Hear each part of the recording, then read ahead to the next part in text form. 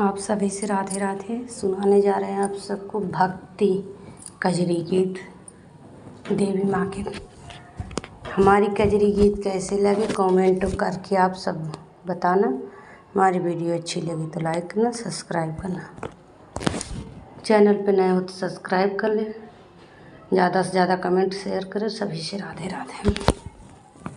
बाजई रुनक झुनुक पैजनिया ठुमकतिया मायरिया ना। बाजई रुनुक झुनुक पैजनिया ठुमकतिया मायरिया ना। बाजे रुनक झुनुक पैजनिया ठुमकत आमई मायरिया ना। लाल ये विदिया कमर कर धनिया लाल ये विदिया कमर कर धनिया ठुमकतिया मायरिया ना।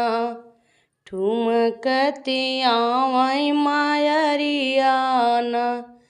बाजई रुनुक झुनुक पैजनिया ठुमकतिया मायरिया ना।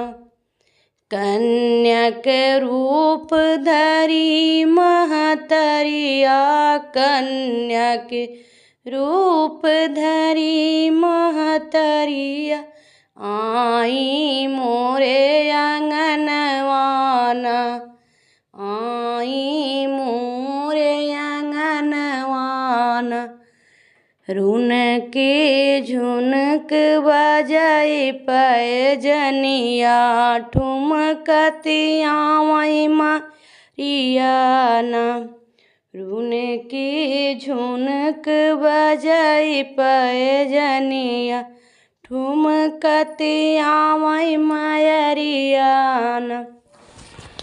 लाल ये विदिया लाल महावर लाल ये विदिया लाल महावर ओढ़ी के लाल चुनरिया ना।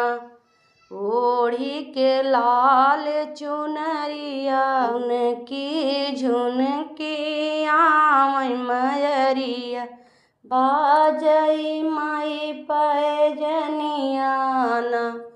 रुनकी झुनक चलाई मैया बाजई माई पैजनिया ना।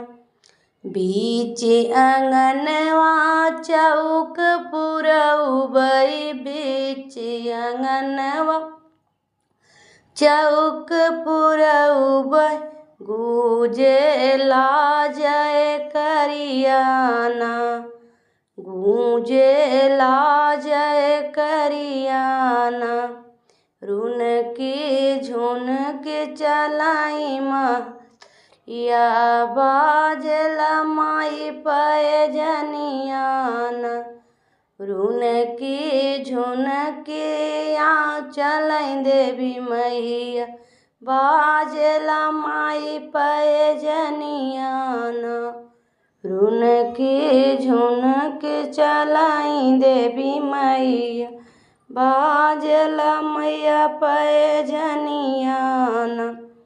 रे निमिया के डरिया पे पझलुआ झुलऊ भई निमिया डरिया पे झलुआ झुलऊ डर बहिरे समक डोरिया ना।